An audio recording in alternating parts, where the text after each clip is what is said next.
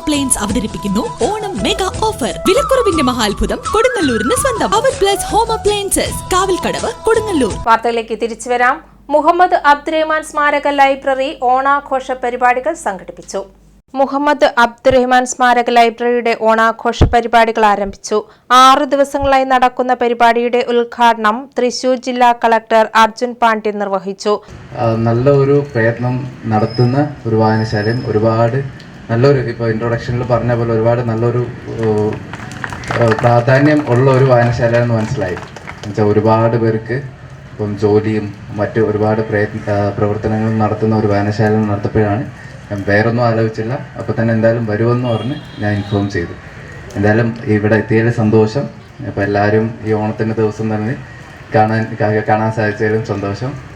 പ്രധാനമായിട്ടും ഇതുപോലത്തെ വായനശാല അതുപോലെ ക്ലബ്ബുകളാണ് ഓരോ സ്ഥലത്തിൻ്റെയും വികസനത്തിൻ്റെയും യൂത്ത് ഡെവലപ്മെൻറ്റ് അതുപോലത്തെ പല കാര്യങ്ങൾക്കും മുൻകൈ എടുക്കേണ്ടത്.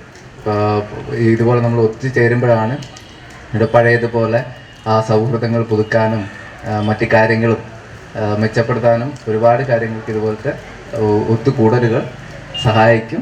സോ അപ്പം ഈ ഓണാഘോഷം ഉദ്ഘാടനം ചെയ്തതായിട്ട് അറിയിക്കുന്നു. എറിയാട് പഞ്ചായത്ത് പ്രസിഡന്റ് KP രാജൻ അധ്യക്ഷത വഹിച്ചു. തുടർന്ന് 1000-ലധികം ആളുകൾ പങ്കെടുത്ത ഓണസദ്യയും നടന്നു.